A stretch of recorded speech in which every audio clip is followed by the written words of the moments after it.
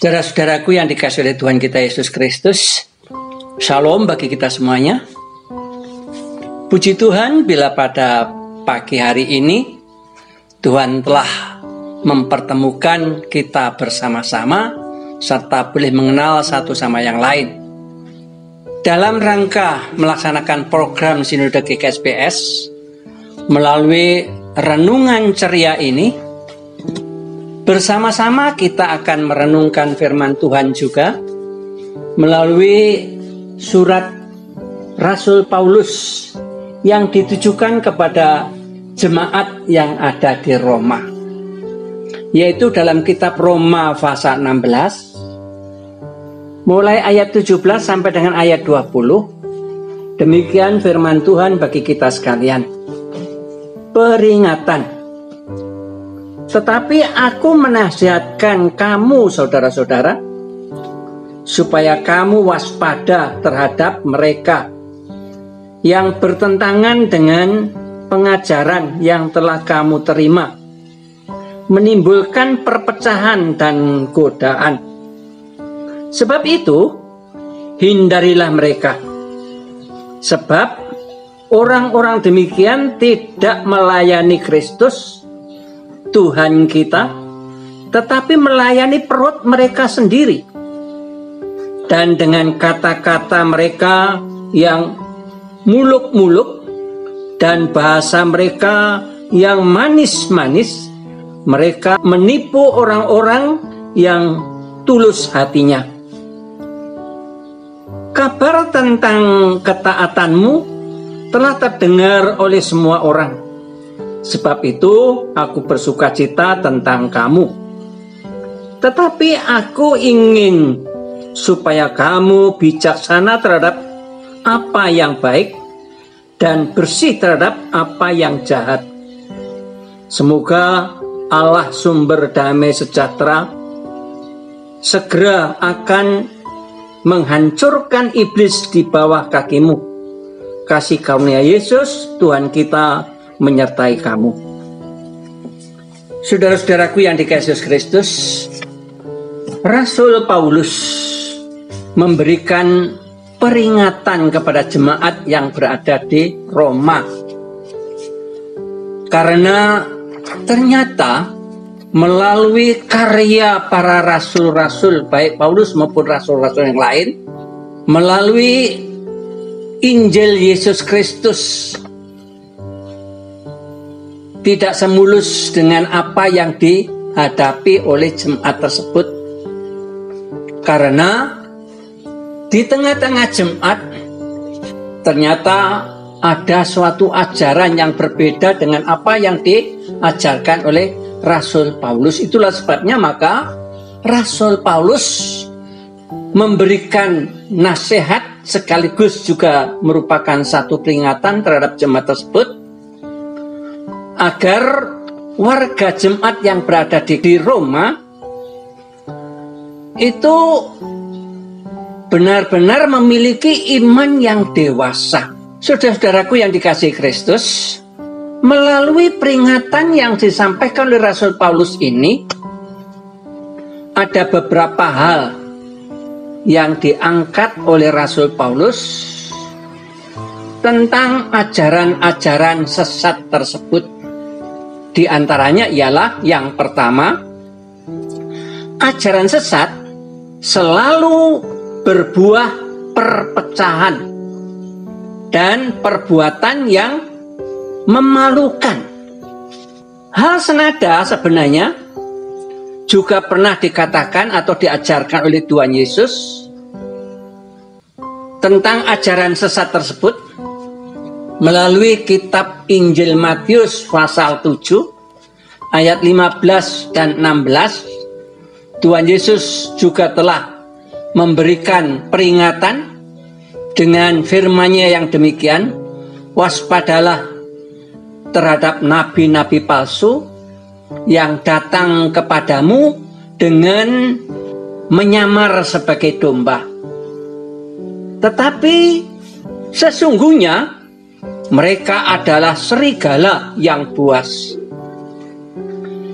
Dari buahnya lah kamu akan mengenal mereka. Dapatkah orang memetik buah anggur dari semak duri? Atau buah ara dari semak rumput? Saudara-saudaraku yang dikasihi Yesus Kristus, hal yang kedua yang diangkat oleh Rasul Paulus tentang ajaran yang sesat tersebut adalah bahwa pengajar sesat selalu melayani perutnya sendiri, bukan melayani Tuhan. Karena ajaran sesat menyebarkan ajaran-ajarannya untuk menuruti keuntungan sendiri. Artinya, orang-orang yang melakukan ajaran sesat itu tujuannya adalah untuk kepentingan pribadi, bukan untuk kemuliaan nama Tuhan. Dan hal yang ketiga yang diangkat oleh Rasul Paulus, bahwa pengajar ajaran sesat selalu membungkus ajaran-ajarannya dengan kata-kata yang muluk-muluk dan kata-kata yang manis-manis, karena ajarannya, kedengarannya masuk akal dan benar. Itu sebabnya melalui ajaran-ajaran yang disampaikan tersebut, betapa banyaknya orang yang seolah-olah tertarik, terbius dengan ajaran tersebut, dan akhirnya meninggalkan ajaran dari para rasul-rasul yang telah diterimanya. Saudara-saudaraku yang dikasihi Yesus Kristus, Rasul Paulus memperingatkan jemaat-jemaat Roma untuk waspada dan dapat membedakan ajaran pengajaran sesat dengan ajaran yang telah mereka terima dari awalnya, yaitu dari Rasul Paulus serta rasul-rasul lainnya, dengan dasar agar jemaat memiliki kebijaksanaan terhadap apa yang baik serta bersih terhadap apa yang jahat. Inilah hal yang terpenting yang harus diingat dan yang disampaikan oleh para rasul-rasul, terutama Rasul Paulus, bahwa mereka harus menjadikan firman Tuhan sebagai standar baku dan mutlak dalam menilai dan menerima ajaran yang mereka dengar. Apabila ajaran tersebut bertentangan dengan firman Tuhan, walaupun toh kedengarannya itu baik, masuk akal, mereka harus mewaspadai diri, menghindarinya. Saudara-saudaraku yang dikasihi Yesus Kristus, Paulus menghendaki agar mereka bijaksana terhadap apa yang kelihatannya baik dan masuk akal kalau dipikir dan direnungkan secara manusiawi. Kita harus bisa membedakan mana ajaran yang sesat dan mana ajaran yang benar. Untuk menjadi bijaksana, tidak ada jalan lain selain membaca dan mempelajari Alkitab. Saudara, kadang-kadang membaca saja tidak membuat kita menjadi mengerti. Oleh karena itu, kita harus rajin-rajin ikut dalam kegiatan pemahaman Alkitab di gereja kita masing-masing untuk mempelajarinya. Alkitab tidak akan menyatakan kekayaannya, isinya, dengan sendirinya kepada orang-orang yang malas di dalam merenungkan, mempelajari firman Tuhan. Alkitab mempunyai kekayaan dan kedalaman makna yang harus digali dan ditemukan jika ingin memakai isinya atau memaknai atau mengerti akan isinya.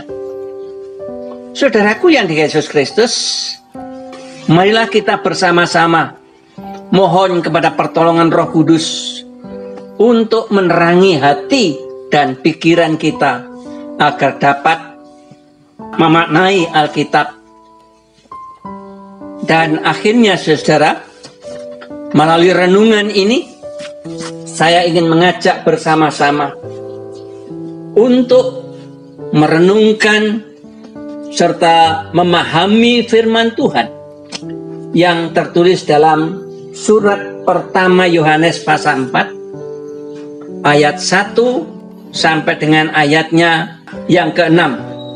Demikian bunyi firman Tuhan. Roh Allah dan roh antikristus. Saudara-saudaraku yang kekasih, janganlah percaya akan setiap roh, tetapi ujilah roh-roh itu, apakah mereka berasal dari Allah? Sebab banyak nabi-nabi palsu yang telah muncul dan pergi ke seluruh dunia. Demikianlah kita mengenal roh Allah. Setiap roh yang mengaku bahwa Yesus Kristus telah datang sebagai manusia berasal dari Allah. Dan setiap roh yang tidak mengaku Yesus tidak berasal dari Allah. Roh itu adalah roh antikristus, dan tentang dia telah kamu dengar bahwa ia akan datang, dan sekarang ini ia sudah ada di dalam dunia. Kamu berasal dari Allah, anak-anakku, dan kamu telah mengalahkan nabi-nabi palsu itu dengan roh yang ada di dalam kamu, lebih besar daripada roh yang ada di dalam dunia.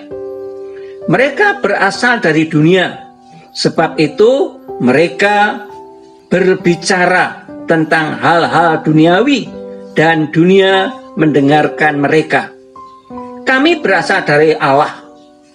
Barang siapa mengenal Allah, ia mendengarkan kami. Barang siapa tidak berasal dari Allah, ia tidak mendengarkan kami. Itulah tandanya roh kebenaran dan roh yang menyesatkan.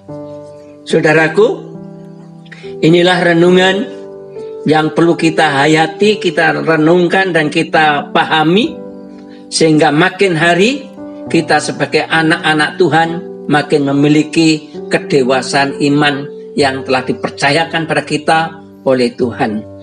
Selamat, dan kiranya rahmat dan damai sejahtera Allah akan tetap mengawali, melindungi, menjaga hidup kita dari segala ajaran-ajaran yang menyesatkan. Haleluya, amin.